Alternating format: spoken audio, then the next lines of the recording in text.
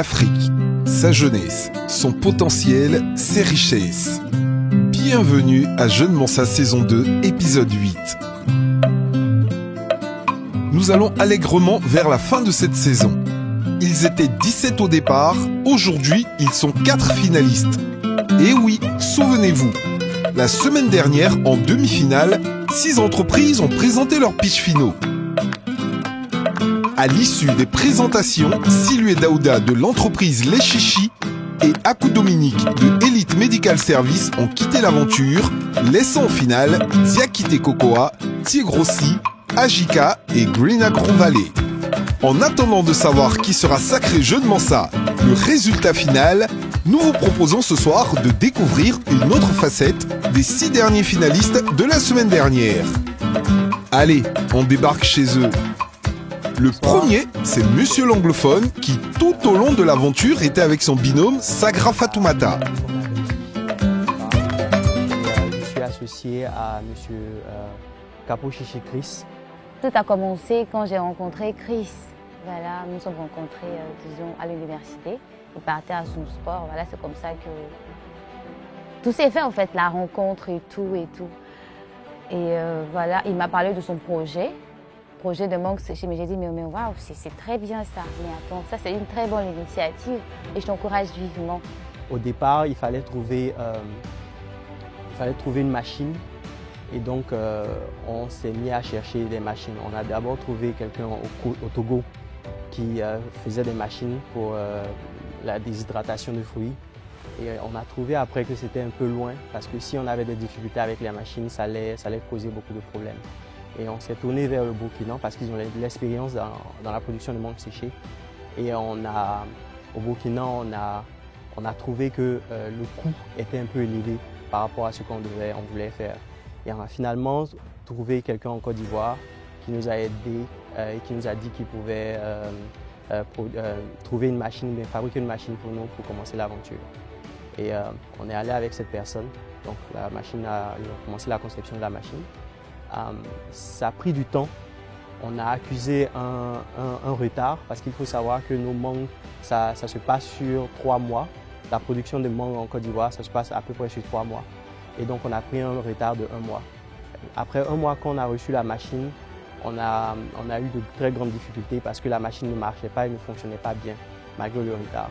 Il fallait user de notre ingéniosité et essayer de faire tout sur le tas, essayer de trouver, de modifier la machine de telle sorte à ce que ça marche parce que c'était le cœur de notre projet. On travaille avec des associés, donc dans la production, on avait quelqu'un qui avait de l'expérience, un jeune comme nous qui avait de l'expérience en matière de mangue séchée, qui a commencé à travailler avec nous et on avait 2 jeunes filles, on a 2 jeunes filles qui travaillent avec nous dans ce cadre-là. Et on a commencé la production et au départ, c'était difficile parce que la production n'était pas assez forte pour pouvoir, satisfaire les besoins qu'on avait en matière de production. Et donc, on a changé de méthode à un certain moment et on a commencé à produire les mangues là non-stop, de jour comme de nuit, et avec les employés qui se donnaient qui se passait le travail pendant 1 mois et demi. Il faut dire qu'on a remarqué que les gens ont beaucoup aimé les mangues séchées parce que d'autres ne savaient même pas de quoi il s'agissait. On a fait goûter à nos amis, on a fait la publicité, mais ouais, mais c'est quoi ça, des chips de mangue? En fait, ils ne savent pas, alors c'est vraiment très bien. Nous, notre objectif dans ce qu'on fait, c'est de pouvoir valoriser un fruit qu'on est tous en Côte d'Ivoire. On a grandi avec. Malheureusement, pendant 3 mois, quand on déguste ces mangues, après 3 mois, il faut attendre l'année prochaine encore avant de goûter à des mangues. Parce qu'après exportation, il faut dire qu'il y a beaucoup de mangues qui pourrissent. On ne sait pas comment faire. Alors, ce que les gens appellent, entre guillemets, des déchets, voilà, après tout, quand les tri sont faits, mais disons que les mangues sont quand même saines parce que tout est analysé, testé, voir la qualité de la mangue avant de les produire en mangue séchée. La Côte d'Ivoire produit beaucoup de mangues. On est le 2e producteur de mangue en Afrique de l'Ouest. Et c'est dommage que 40 à 65% de nos produits pourrissent chaque année.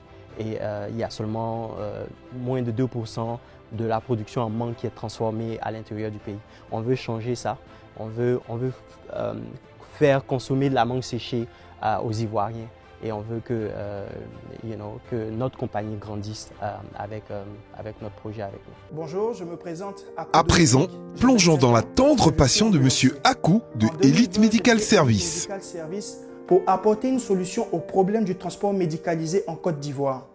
Au cours de nos différentes activités, on assiste à une demande en soins à domicile, mais surtout à une demande en transport médicalisé à cause des maladies de longue durée, telles que les maladies cardiaques, les maladies respiratoires, diabète et cancer. Ce qu'il faut dire aussi, c'est que je ne suis pas de formation médicale. À la base, j'ai un master en audit, contrôle et comptabilité, mais c'est véritablement la passion pour la santé. Donc, il m'a fallu véritablement réapprendre tout ce qui est technique médicale, technique de secours. Et il faut dire que ça a été difficile dès le départ parce que sans le soutien aussi de ma mère qui est médecin, je ne serais pas arrivé à ce stade-là. Que pense maman de tout ça? Il y a deux notions, deux qualités qui peuvent retenir mon attention. C'est un enfant qui, depuis l'enfance, qui a toujours, enfin, un jeune homme, si je le vois enfant, qui a toujours été très, très serviable. Donc, le côté serviable et puis son abnégation, c'est-à-dire toujours vouloir se donner pour l'autre. Donc, c'est ces deux qualités que je pourrais dire essentiellement sur Akou Dominique Willy Cédric. Je dirais que ça a été une grâce de Dieu. Et pour ça, j'aimerais marquer une petite pause pour faire hommage à quelqu'un qui a été le mentor, quelqu'un qui a été celui-là même qui l'a boosté, qui l'a galvanisé. En l'occurrence, son père spirituel, M. Adam Jean Roger, qu'on vient de perdre. Paix à son âme. Nous n'avons toujours pas des expériences positives. Et une expérience, quelque chose de négatif aussi est arrivé dans ce que je fais. Et ça m'a touché personnellement parce qu'il s'agissait de mon père adoptif, il s'agissait de mon mentor qui m'a aidé dans ce projet-là. Je tiens vraiment à saluer sa mémoire, M. Adam Jean Roger, pour tout ce qu'il a pu m'apporter. Et au cours de ce transport médicalisé-là, j'avais l'impression que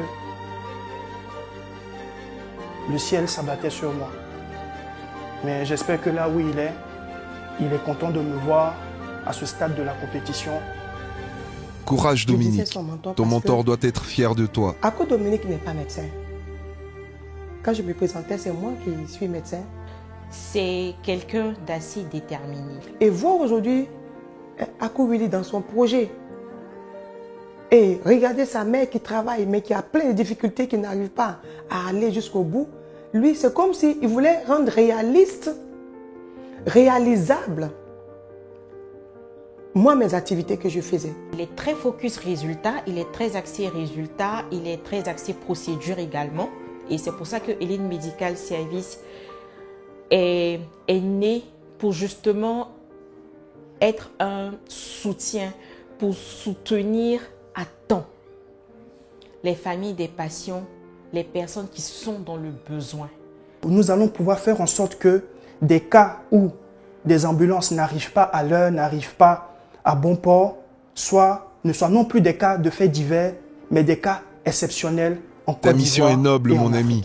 Et même si tu n'es pas le jeune Mansa de cette saison, je suis sûr que tu seras aidé d'une manière ou d'une autre. À présent, petite virée nocturne avec Laurent qui, ma foi, a préparé tout son speech. Alors Laurent, on dit quoi? Dis-nous tout. On ne peut pas s'arrêter tant qu'on n'a pas terminé. Donc ce qui fait que parfois on peut travailler toute une journée ou même toute la nuit parfois jusqu'à réussir nos ouvrages. Donc aujourd'hui, je suis heureux de vous emmener en immersion dans notre activité secondaire qui est le forage. Je suis Kofi Apesika Laurent, je suis le CEO de Green Agro Valley, une entreprise qui existe depuis un peu plus de 3 ans maintenant. Je vais vous parler de notre aventure entrepreneuriale et surtout de notre activité de forage. Il faut dire qu'on a démarré, je vais dire sur un coup de tête parce que je travaillais dans une multinationale il y a quelques années et la piqûre de l'entrepreneuriat m'a atteint et du coup j'ai démissionné de mon poste alors que je voyageais dans plusieurs pays du monde pour mon boulot. C'était une folie pour tout le monde, tous ceux qui étaient autour de moi, même mes parents. Je me rappelle même de mon père qui m'a dit, écoute, j'ai souffert pour rien. Et ma maman a dit, quant à elle, que c'était les sorciers qui m'avaient poursuivi et qui me poussaient à faire ce genre de choix-là. C'était quand même une folie. Mais dis donc! Donc c'est un atelier qui est opéré par 4 personnes, 4 techniciens, avec un chef de chantier qui coordonne les 3 techniciens qui travaillent en fait avec lui. Et nous avons un effectif de 11 personnes. Et parmi les 11 personnes que nous avons en tout autour de 8 techniciens permanents dans l'entreprise qui exercent l'activité de forage. Green Agro Valley Côte d'Ivoire a commencé tout d'abord par la vision de M. Kofi Apesika, que je connais d'ailleurs depuis vraiment très longtemps, puisqu'on a fait le lycée technique ensemble. Après ça, on a fait également les classes d'EIT et d'ingénierie ensemble également. À la suite, nous avons développé les activités du laser spray. Et après, durant le cours du projet laser spray, du projet irrigation, nous nous sommes rendus compte d'une chose. Et c'était la difficulté d'accès à l'eau. C'est quand même un parcours assez atypique parce qu'on a commencé dans l'irrigation, un domaine qu'on ne maîtrisait pas, on ne connaissait pas du tout. On a appris tout de toutes pièces et au bout de 3 ans, aujourd'hui, on est en train de monter une petite unité pour produire localement des systèmes d'irrigation. On dessert toute la Côte d'Ivoire et d'autres pays comme le Burkina, le Mali, le Sénégal. Il faut dire que comme on fait l'irrigation, on a beaucoup de producteurs qui nous voyaient et qui avaient besoin d'eau pour irriguer leurs plantations, mais qui n'avaient pas de cours d'eau. Et ils voulaient faire des forages. Et régulièrement, ils nous disaient, mais les forages, ça coûte trop cher, ça coûte trop cher. Et quand on s'est renseigné, on a vu effectivement que ça coûtait cher.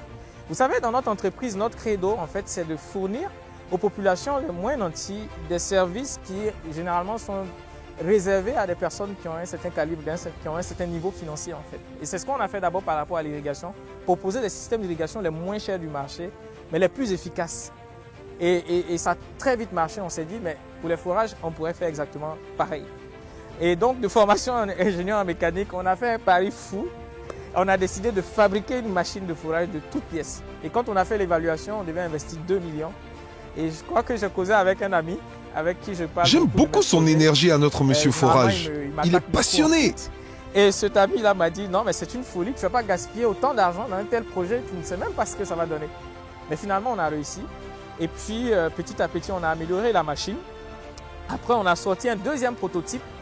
Et on s'est rendu compte que quand on finissait un forage, avant qu'on le termine, on avait un nouveau client. Et de bouche à oreille, ça a commencé à aller comme ça. Et jusque-là, c'est ce qui s'est passé jusqu'à aujourd'hui. C'est-à-dire qu'on ne peut pas terminer un forage sans qu'on ait un client qui nous sollicite pour un autre forage, en fait. Donc, ça a été constamment comme ça. Et là, la machine que vous voyez, c'est une machine simpliste qui peut avoir accès à toutes sortes de zones où les routes même ne sont pas du tout accessibles. Et nous proposons avec cette machine des forages à des coûts accessibles au commun des mortels. Notre toute première machine a été montée de toutes pièces dans un atelier à Koumassi, made in Côte d'Ivoire. Toutes les pièces ont été fabriquées localement. Nous nous sommes rendus compte que pour pouvoir régler le problème d'accès à l'eau des populations, il nous faut acquérir un équipement d'une fiabilité et d'une vitesse d'exécution vraiment très prouvée. Et c'est dans ce cadre-là que actuellement nous cherchons à acquérir un camion de forage. C'est la machine de forage qui est en train de creuser actuellement. Et vous pouvez constater que nous avons des cubiténaires. J'aimerais bien essayer, moi. Pas vous? Stocker de l'eau. Et grâce à cette eau-là, on a une motopompe qui va pomper l'eau de sa cubiténaire pour l'injecter dans le forage au fur et à mesure que la machine creuse. Et donc, ça va permettre de sortir la boue de forage que nous creusons au fur et à mesure jusqu'à atteindre la profondeur indiquée. Il faut dire que quand on a décidé de rentrer dans le secteur du forage, au départ, c'était juste une opportunité financière qu'on avait obtenue. On s'est dit, ah, là, il y a une opportunité à saisir, il faut qu'on la saisisse. Mais quand on est rentré dans le secteur, notre avis a changé. C'est vrai qu'on le fait pour gagner de l'argent, certes, mais on s'est rendu compte que c'était un besoin fondamental pour nos populations qui sont dans les zones rurales. Noble cause. Tout le monde mérite d'avoir de l'eau potable. De près de 10 mètres. Donc ils sont en train d'installer actuellement une nouvelle tige pour aller à 11,50 m. Et au fur et à mesure que les tiges s'enfoncent, on les ajoute jusqu'à atteindre la profondeur. Donc ça, c'était juste la parenthèse par rapport à la machine. Et je crois que la première fois qu'on a réalisé le premier ouvrage de forage, quand on a terminé, j'ai vu une dame qui passait avec son fils, qui partait vers la rivière qui était juste à côté pour puiser de l'eau. Et j'ai demandé aux gens qui étaient à côté, mais qu'est-ce qu'elle va faire avec cette eau? Et ils m'ont dit non, que c'est l'eau qu'ils consomment en fait. J'ai dit qu'ils consomment pour se laver ou non, pour préparer, pour boire, pour manger, pour tout. Et j'ai été choqué, j'ai été scandalisé. On avait arrêté le moteur qui faisait sortir l'eau potable du forage. Et j'ai dit à mon équipe, allumez le moteur et donnez de l'eau potable à cette dame. Et ils ont appelé la dame, elle tremblait, elle avait peur parce qu'elle se disait que peut-être qu'elle avait fait quelque chose de mal. Et on lui a dit non, il n'y a pas de problème, c'est juste pour te donner de l'eau. Et la joie que j'ai vue sur le visage de cette femme m'a foudroyé, vous ne pouvez pas croire. Cette joie-là m'a foudroyé. Je n'avais jamais vu quelqu'un qui était aussi content d'avoir de l'eau potable. Mais j'étais choqué. Je ne pouvais pas imaginer que les gens souffraient autant. Après là, on est parti faire un autre forage ailleurs et les gens me disaient qu'ils pouvaient parcourir parfois 2 à 3 km juste pour puiser de l'eau d'une rivière. Et là, j'ai été sidéré, je me suis dit non mais c'est pas possible. Du coup, à partir de ce moment-là, une dimension sociale s'est agrippée de force à notre, comme on appelle, notre projet de forage. Magnifique! Faire du business tout en aidant les populations, je like l'idée. Nous avons investi pendant plus d'1 an et demi pour accroître, pour améliorer notre offre de service en développant nos machines. Et aujourd'hui, en acquérant cette machine avec laquelle on travaille, mais nous voulons aller plus haut et faire beaucoup plus pour ces personnes que nous ciblons et que nous visons. Du coup, en investissant, on s'est dit, en investissant dans des machines de forage beaucoup plus performantes et beaucoup plus puissantes, nous allons réussir à proposer des offres de services d'ouvrage de forage beaucoup à bas coût, mais de meilleure qualité et en plus grande quantité et répondre plus rapidement à la demande et aux besoins qui est exprimé. Normalement, un forage comme ça, pour le réaliser, il faut en général autour de 4 à 6 heures de temps en fonction de la dureté du sol. Et en général, on arrive à avoir suffisamment d'eau. Donc le technicien qui est en train de travailler là, lui en fait son rôle dans notre activité parce que comme je l'expliquais, on injecte de l'eau dans le forage pour sortir la boue au fur et à mesure qu'on creuse. Donc lui, son rôle, c'est d'utiliser ce récipient-là pour sortir toute la terre qui revient avec l'eau. Donc on fait du recyclage d'eau pour éviter de gaspiller. On apprend beaucoup ce soir. On est en train de forer. Il ne faudrait pas seulement voir Green Agro Valley comme entité, comme entreprise qui veut grandir, qui veut faire plus, qui veut accroître ses parts de marché. Non, il ne faut pas juste voir ça. Il faut voir nos parents qui sont au village.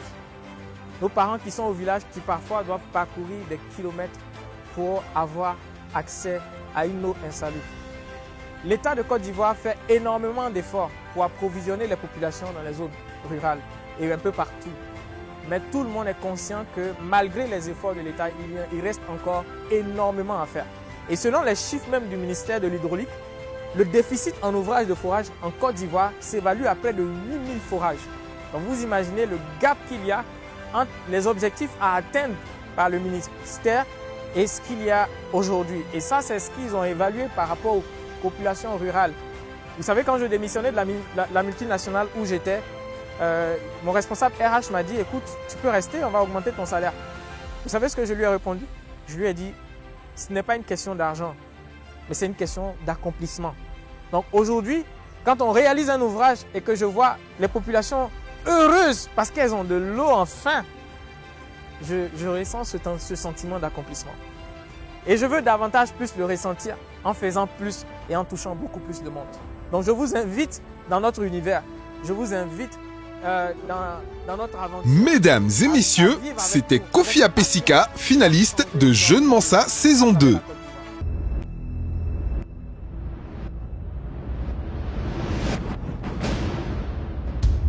Monsieur Nguesson Kofi, alias Cuir, alias Ananasman. Le pied grossi. Là, nous sommes sur le site de Tumodi, le site A. Là, vous voyez derrière moi, ce que les gens sont en train de faire, c'est la phase d'extraction.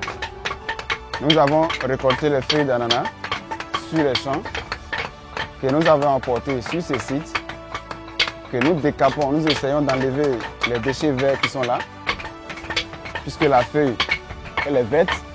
Nous essayons d'enlever les déchets verts qui sont sur la feuille afin d'obtenir les fibres à l'intérieur, car ce sont les fibres qui nous intéressent.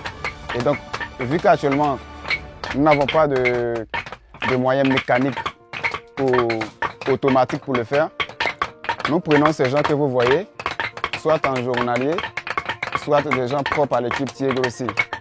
Il y a eu des échecs à l'école, donc après ça, je me suis lancé dans la maçonnerie. Je suis maçon à l'état civil. Bon, après, j'ai trouvé que c'était un peu difficile, donc j'ai essayé de le rappeler et puis je me suis rapproché à lui pour pouvoir essayer d'améliorer l'entrepreneuriat qu'il avait déjà lancé. Partout où Tiegro est installé, nous avons des petits sites comme ça. Des associations de femmes qui, chaque jour, viennent se poser là afin de tapoter. Et une fois que vous avez tapoté, le bol coûte chez nous 300 francs. Et il y a des gens qui viennent aussi, à qui on paye en journée. Là, c'est des gens qui viennent, on va dire les élèves qui viennent pour, on va dire, être en cours. Je travaille ici dans le groupe Tiegro aussi. Pendant les vacances, je viens ici pour faire les jobs de vacances. Parce que depuis 2012 que j'ai commencé à travailler ici, en tout cas, ça va chez moi. Je prends ça pour payer mes études et ça va très bien. Maintenant, des fois aussi, j'envoie de l'argent à mes parents, vu que là-bas, ça ne va pas. Quand le Seigneur nous a appelés, parce que j'ai laissé le champ en brousse, donc il n'y a pas quelqu'un pour travailler dedans, donc il n'y a pas l'argent. Commencement pour servir, c'est grave. Donc il n'y a pas l'argent, ils ont arrêté en seconde. Mais après, ça a commencé à aller un peu, donc j'ai poussé encore, il a eu la bac. Quand il a eu le bac maintenant, j'ai envoyé à l'université. Donc c'est là-bas, bon, il a eu vision là, il dit papa, je vais faire concours là. C'est que j'ai vu pour que mes enfants ou bien mes frères ou bien mes camarades, il ne faut pas qu'ils vont sommer. Donc si vision là, ça a compris, il y a employés vont travailler dedans et puis le monde ça va commencer à évoluer. Une fois les fibres obtenues, nous allons essayer de les accrocher. Nous allons les accrocher. Et une fois que c'est accroché ici, nous allons faire par ligne. Les lignes que vous voyez, ce sont des feuilles de 25. Et une ligne correspond à 1 mètre carré de cuir qu'on pourra faire sortir. Et une fois que c'est accroché, nous allons essayer de laisser le vent taper un peu tant soit peu. Et après, venir essayer de défiler. Nous allons maintenant les enlever. Et nous allons passer à la phase, on va dire chez nous, chimique. Mais chimique, pas chimique de la manière dont on connaît, mais la phase chimique naturelle. Et donc, dans les deux bocals que vous voyez, il y a le bocal C, dont à l'intérieur, vous voyez la couleur qui est noire, dont à l'intérieur, il y a des écorces d'arbres. Et ces écorces-là permettent déjà, lorsque c'est trempé, vous voyez les déchets qu'il y a encore sur les fibres, ça va permettre le mélange d'écorces d'arbres et de sel et d'autres matériaux naturels qu'on a mis à l'intérieur, va permettre à ces fibres-là de se détacher facilement. Ici, par exemple, c'est clair parce qu'on voulait, le type de fibre qu'on veut sortir, c'est le type de fibre belge. Et donc, on essaie de mettre ici, coloré, et en même temps que ça repose pendant 2-3 jours, ça permet à la couleur de l'arbre de rentrer en contact avec les fibres. Et une fois que ça devient des bandes comme ça, parce que dès que ça sort, ça devient collé. Et là, nous allons prendre des amandes d'arbres, ce qu'on appelle chez nous ici les morves d'arbres, et que nous avons posé là-dessus, de façon naturelle, jusqu'à ce que ça colle. Donc, une fois qu'on a passé cette étape que j'ai montrée au champ, nous allons maintenant faire partie de la machine. Et la machine est en 2 blocs. La première machine est subdivisée en 3. Il y a la fileuse, il y a la compacteuse, et puis il y a le rouleau. Et donc, la fileuse va essayer de mieux amincir les fils qu'on voit, ce qui va revenir au tissu. Et le batteur va commencer à compacter avec la mesure que déjà les écorces d'arbres, l'amande d'arbre a déjà rendu compact, va essayer de compacter encore plus de façon mécanique. Et une fois que c'est compacté, ça va sortir en rouleau. Vous voyez qu'on fait au mètre carré 7, mais ça sort en bande. Normalement, ça pourrait sortir en bande de 2 mètres sur 1 ou de 2 mètres sur 1,10. Mais les machines qu'on a sont tellement petites, ça ne peut pas sortir. Donc ça sort souvent en bande, en petit rouleau. Au niveau des mèches, c'est là que c'est un peu délicat. Parce qu'au niveau des mèches, une fois qu'on est arrivé à ce stade, il va falloir maintenant prendre le temps. On va prendre ceux-ci qui ont été faits pour les mèches. Et tout ce que vous voyez, nous allons prendre le temps à la main de déceler un à un, comme ça, sans toutefois couper les fils. On va essayer de déceler un à un, comme ça. Et ces fibres-là, nous allons les amincir jusqu'à ce que ça devienne blanc. Les enlever un à un comme ça. Et là, à la main, ça paraît un peu bizarre, mais on va faire, c'est ce qui est fait à la main. Tout le temps qu'on va faire pour faire les mèches, c'est ce qu'on va faire à la main et récolter tous ces fibres-là.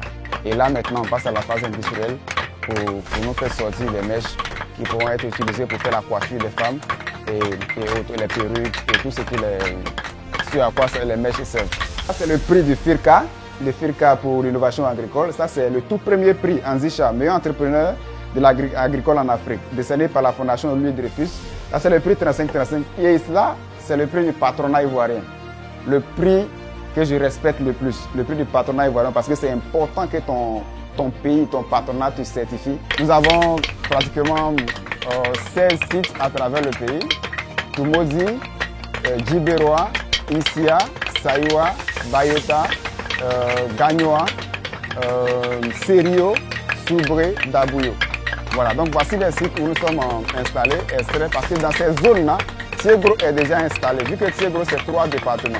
Et donc, vu que nous sommes déjà sur place, quand nous nous contentons de la matière première dont on a besoin pour ne pas engager trop de frais. Ce qui nous manque, c'est le financement. Et ce financement doit venir, on va dire, de la Côte d'Ivoire. C'est pour cela que nous avons décidé de participer à Monsa. Parce que le financement, les machines que nous avons viennent d'ailleurs.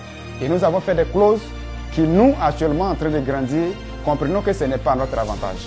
Et donc, Dieu merci, nous avons décidé de mettre fin au contrat d'ici la fin du mois de 2022. Et c'est ainsi qu'on a décidé de s'engager pour le concours de jeunes Monsa, afin d'obtenir un prêt et de nous acheter nous-mêmes nos machines pour qu'on soit libre de montrer à qui on veut, qu'on soit libre de parler, de faire visiter à qui on veut et de donner nos produits à qui nous voulons. J'ai envie de cacao. Je sais où en trouver. Direction chez Monsieur Diakité. Un jour, je vais rendre le coin là en usine. Bon, sincèrement, moi je ne croyais pas. Mais au fur et à mesure du temps, je vois que les choses se dessinent doucement, jusqu'à aujourd'hui, on soit là où on est arrivé. Bienvenue dans notre monde, dans notre milieu. Ici, c'est la première étape, c'est la ligne de transformation. La première ligne permet de nettoyer le produit. Diakité Cocoa. Il est bien à l'aise dans son environnement naturel. Une vision d'être des acteurs clés de la filière cacao. Déjà, je voudrais parler de la manière dont l'idée de participer à Jeunes Monsa a débuté. Un matin, il a trouvé le poste, il envoie le poste dans le groupe de travail et il dit « ça m'intéresse, je veux qu'on y participe ». On travaille dessus et demain on se voit 8h30, rendez-vous, on peaufine le tout et puis on commence. Le lendemain était samedi. Il faut dire à quel point pour M. Diakité, il n'y a pas de samedi, il n'y a pas de lundi. Quand c'est le travail, c'est le travail. Il a pris son coup de tête, mais je peux vous dire qu'aujourd'hui, il y croit. Donc ça, par exemple, ça, ce sont les grabots de cacao. Donc ça, c'est appelé les sous-grades. Normalement, ce n'est pas autorisé d'exporter ce type de produits-là, parce que ça gâte l'origine cacao Côte d'Ivoire. Et généralement, ce sont ces produits que nous transformons, que nous donnons de la valeur ajoutée. Et au lieu de jeter ces produits, nous transformons ces produits-là en pâte beurre et tout autre de cacao. Donc c'est ici que ça commence. Il faut introduire le produit ici. Ça, ce sont les grabots, il faut l'introduire ici. Quand on introduit le grabot, il part de l'élévateur au téléfacteur. Diakité Cocoa Product est de manière exceptionnelle l'une des seules industrie de transformation de matières premières de cacao à capital 100% ivoirien. Aujourd'hui, nous sommes fiers du Made in Côte d'Ivoire. Nous ouvrons une succursale au Luxembourg, justement dans la continuité de la vision qu'a pu avoir M. Alassane Diakité concernant la transformation comme pilier essentiel pour le développement de la filière cacao en Côte d'Ivoire. Ça, c'est la coque de cacao. Ici, la particularité, rien ne se jette, tout se transforme. Ça, c'est la coque de cacao qui rentre aussi dans le processus aussi de transformation de cacao. De manière justifiée, il est crédible comme Mansa 2022 parce que le parcours de l'homme est assez exceptionnel. La vision elle-même, c'est la création de tout un écosystème autour du cacao qu'il a insufflé par sa démarche. Je pense que pour le concours Jeune Mansa, on recherche quelqu'un de fiable, quelqu'un de sérieux, quelqu'un qui connaît son travail et qui a l'amour de son travail. Voilà. Et je pense pas qu'il y ait... On a trouvé la fan numéro 1 de Monsieur Diakité. En tout cas, toute son équipe est derrière lui. Monsieur Diakité, qu'avez-vous d'autre à nous montrer? Vous voyez que les grabots sont concassés, la coque est enlevée et nous avons les brusus maintenant qui sont prêts à être broyés pour obtenir maintenant la pâte de cacao. Les brusus ensuite, après avoir décortiqué les grabots, seront ensuite broyés pour obtenir maintenant la pâte de cacao. Donc vous avez la pâte maintenant de cacao qui est appelée la masse de cacao, qui est appelée la liqueur de cacao. Donc les produits sont broyés autour de 75-80 microns. Et il y a toujours des granulés. Il faut passer maintenant par un affineur à billes pour rendre le produit plus fin. Ça c'est l'affineur à billes pour rendre le produit plus fin. Et quand le produit est fin maintenant, on a deux choix. Soit si on a un contrat de masse de cacao, on vend le produit en masse. Si on a un contrat de beurre et couteau, les produits sont pressés maintenant à l'aide des presses hydrauliques. Nous avons deux lignes ici. Il y a une ligne de transformation à partir des fèves pour avoir la pâte et de la pâte avoir le beurre de cacao. Ici, vous avez les tutos de cacao. C'est-à-dire que l'huile, le beurre a été extrait de la pâte de cacao. Donc nous avons maintenant les tutos. Donc, il faut maintenant concasser ces tutos-là ici pour obtenir la poudre de cacao. Donc les tutos sont mis ici. Les tutos sont mis ici pour être ensuite convoyés dans ce broyeur. Ça c'est le premier broyeur et le deuxième broyeur pour le rendre plus fin. Et ensuite on a l'ensachet automatique qui permet d'ensacher la poudre de cacao dans les sacs de 50 kg, 25 kg, selon la demande du client. Les tutos sont en train de devenir la poudre. Vous allez voir que la finesse n'est toujours pas bonne, il faut passer à l'autre étape pour le rendre encore plus fin. Nous avons une autre ligne aussi qui sert uniquement à presser le cacao pour obtenir le beurre de cacao et les tutos de cacao. Et cette ligne fait en moyenne 400 kg par heure, autour de 4 tonnes par jour. C'est quelqu'un, son travail, il aime. Il aime tellement son travail que même si tu es son frère, tu es son ami, même son papa, il ne fait pas de cadeaux à quelqu'un dans le travail. Il a l'étoffe d'un jeune Mansa, lui. Son amour pour le travail a commencé depuis la classe de première, jusqu'à même où il a eu à prendre sa scolarité pour aller acheter son premier tonnage de masse pour essayer de se mettre à niveau dans ce domaine. Après le bac, il a voulu faire le cacao. Le vieux a refusé dans un premier temps parce que le cacao n'est pas pour les enfants. C'est pas un domaine facile, quoi. Donc lui, il dit non, c'est ce qu'il veut faire. Il a tenu tête, il dit non, le vieux, moi c'est ça qu'il veut faire. Le vieux aussi dit bon, comme tu veux faire, on va voir de quoi tu es capable. Vous avez ici le beurre de cacao. Quand les grabots et les petits fèves de cacao et les brisures de cacao sont pressés, nous obtenons le beurre de cacao. Après d'avoir pressé au niveau de là-bas, on a... Nabou aurait aimé faire cette petite visite, je pense. Dans l'activité, chaque jour est une joie. Parce que ce n'est pas seulement un gagne-pain, mais c'est une vertu, c'est un amour. Chaque jour au quotidien, c'est un challenge. Et quand on sort de la maison, c'est avec une idée de faire encore plus. Et chaque jour, quand on sort, on est plus heureux de sortir que de rentrer parce qu'on est en contact avec ce qu'on aime, on est dans notre environnement, on aime ce qu'on fait. Ce n'est pas seulement dire qu'on le fait pour forcément être riche ou gagner de l'argent. C'est une passion qu'on fait et on le fait avec beaucoup d'amour. On a le remplisseur automatique qui permet de remplir automatiquement les cartons de 25 kg. Donc ça c'est le beurre de cacao. Et quand il arrive à 25 kg, il s'arrête automatiquement. 25 kg, 25 kg. Donc ces produits sont mis dans les chambres froides pour être cristallisés. Wow. Donc à chaque étape de remplissage, il faut faire les prélèvements d'échantillons pour être sûr que nous respectons la qualité recommandée par le client. Donc nous allons faire le prélèvement ici. Donc nous allons partir maintenant au laboratoire pour analyser la qualité, la teneur en Mesdames et acidité. messieurs, ne nous remerciez surtout pas pour cette belle visite guidée. C'est gratuit. Ce qui nous a inspiré à participer à Jeune Mansa, c'est d'abord de partager d'abord à tout le monde ce que c'est d'abord la chaîne des valeurs de cacao et à quel niveau chaque jeune peut être positionné sur la chaîne des valeurs de cacao et montrer aussi aux uns aux autres que de rien, voilà ce qu'on a pu faire et avec un peu d'accompagnement financier, voilà ce que nous pouvons réaliser.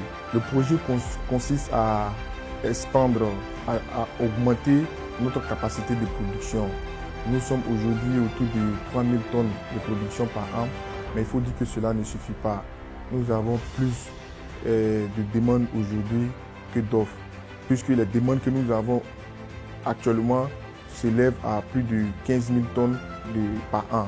Donc, augmenter cette ligne de capacité va nous permettre non seulement d'être des acteurs majeurs dans une filière en pleine croissance, et aussi de pouvoir prendre des jeunes qui pourront travailler et qui pourront être aussi positionnés sur toute la chaîne de valeur du cacao. Ça, c'est la chambre froide. Donc, les produits sont stockés dans cette chambre froide-là.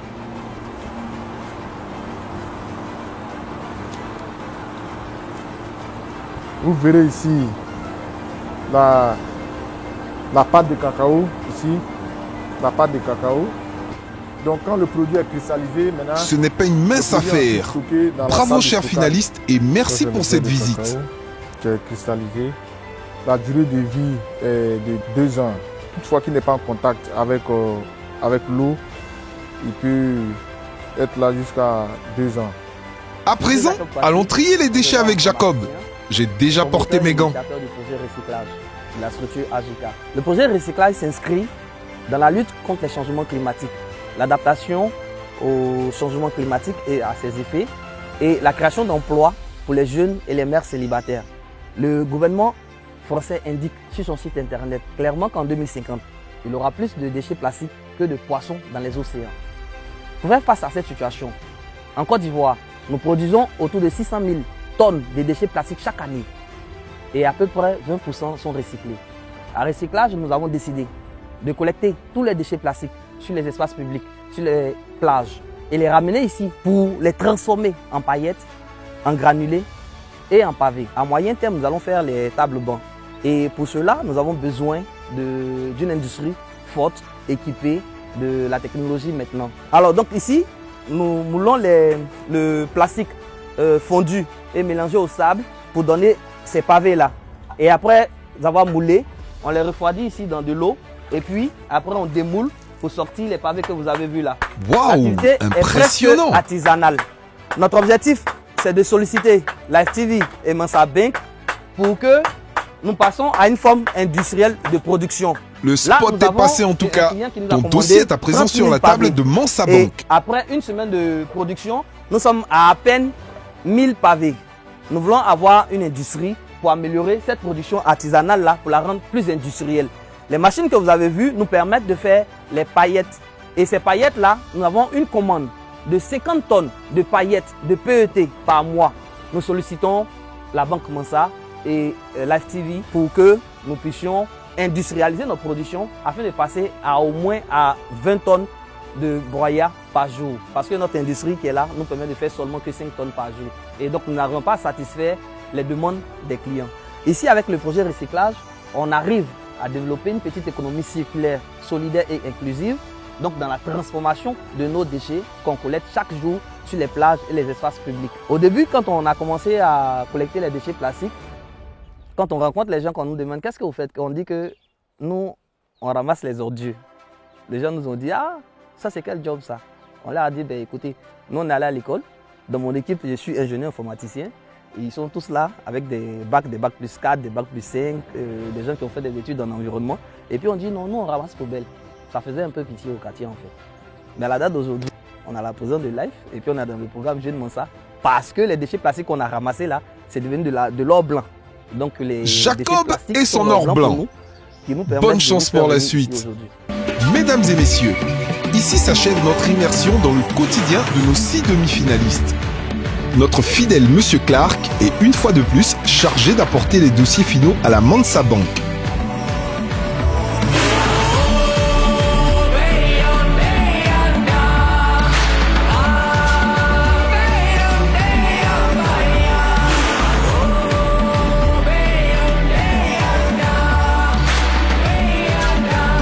Mais n'oubliez pas que les dés sont lancés et sont en finale Diakité Cocoa Product, Ajika, Green Agro Valley et Tigrossi.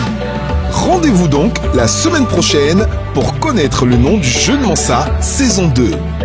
La voix vous dit au revoir.